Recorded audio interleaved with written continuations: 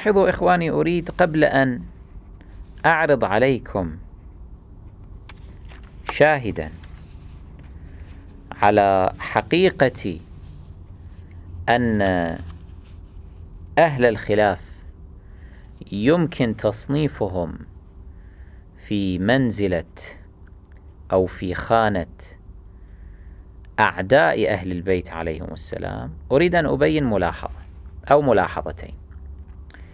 الملاحظة الأولى: لا شك ولا ريب أن عامة أهل الخلاف ليسوا معادين، لا شك.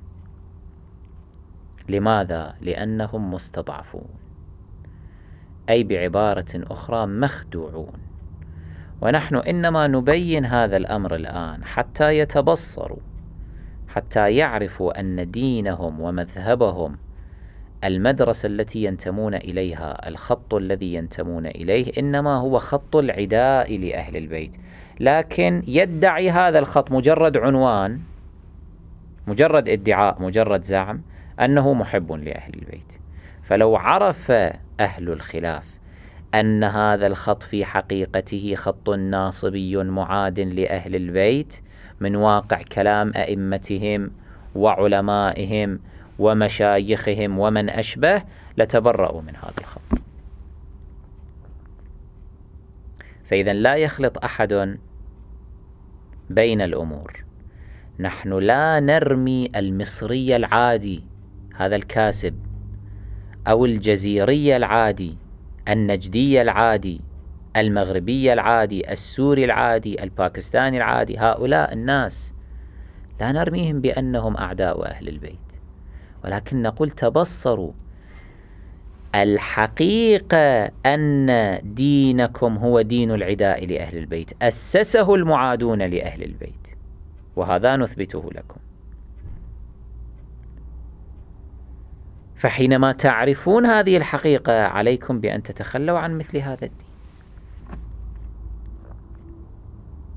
وإلا إذا ما عرفتم إذا عرفتم هذه الحقيقة ولم تتخلوا عن هذا الدين، عن هذا الخط المعادي، فاعلموا بأنكم يوم القيامة ستسجلون أو ستحشرون مع قتلة أهل البيت وقتلة الحسين بن علي، وسيوجه لكم هذا الاتهام يوم القيامة بأنكم قد قتلتم الحسين.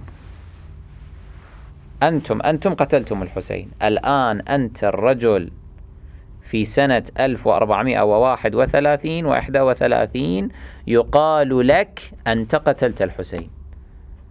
تجيب الله عز وجل وتجيب الملائكة الذين يحاسبونك بأمر الله أنه كيف أكون قد قتلت الحسين والحسين قد قتل قبل 1400 سنة، في سنة 61 هجرية أو في سنة 60 هجرية على الأصح.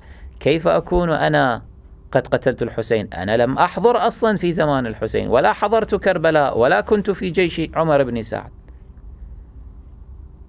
فلماذا توجهون لي هذا الاتهام وتلصقونه بي وتوردوني مع يزيد وشمر بن ذي الجوشن وحرملة وعمر بن سعد بن أبي وقاص وعبيد الله بن زياد ومن أشبه والحسين بن نمير وهؤلاء، توردوني معهم إلى جهنم؟ أنا لم أقتل الحسين. جوابك يكون في هذه الآية، تأمل فيها.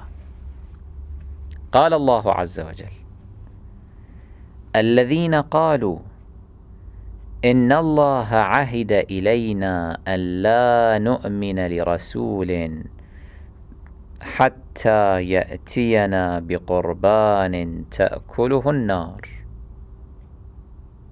هؤلاء أهل الكتاب في زمان رسول الله صلى الله عليه وآله طولبوا بأن يؤمنوا برسول الله صلى الله عليه وآله، قالوا لا نؤمن لرسول حتى يأتينا بقربان تأكله النار، لأنه كانت العادة في زمان أنبياء بني إسرائيل أنه إذا قرب أحدهم قربانا يضعه هناك في مذبح بني إسرائيل أو في بيت المقدس، فتأتي تخرج نار وتأكل هذا القربان. يقولون نحن نريد نفس هذه الآية عينا، وإلا لا نؤمن بك يا رسول الله صلى الله عليه وآله. طبعا رسول الله مثل هذه الآية وعشرات أمثالها أراهم إياها، لكنهم كانوا يتمادون ويطلبون المزيد ويكذبون ويقولون هذا سحر وما أشبه وشعوذة، فلا فائدة. إذن تكون الاستجابة لهم في كل مرة ضربا من السخرية، الهزل في هذه الحالة، والله عز وجل لا يفعل هكذا. فلذلك انظر الله عز وجل بماذا أجابهم في كتابه. قل يا رسول الله، قل لهم قد جاءكم رسل من قبلي بالبينات وبالذي قلتم فلم قتلتموهم إن كنتم صادقين. سلمنا أني لا آتي لكم بهذه الآية، بهذه المعجزة. ألم يكن الأنبياء من بني إسرائيل قد جاءوكم بهذا لما كنتم تقدمون كبشا أو ما أشبه كقربان، كانت تخرج نار وتأكل هذا القربان؟ إذن كانوا أنبياء، لما قتلتموه؟ إذا كنتم صادقين وتؤمنون لما قتلتم هؤلاء الأنبياء؟ بنو إسرائيل قتلوا أنبياءهم. قل قد جاءكم رسل من قبلي بالبينات وبالذي قلتم فلم قتلتموهم إن كنتم صادقين. إذن لا فائدة من أن آتي لكم بهذه المعجزة من جديد، بهذه الآية من جديد، لأنكم قد وطنتم نفوسكم على الجحود والإنكار.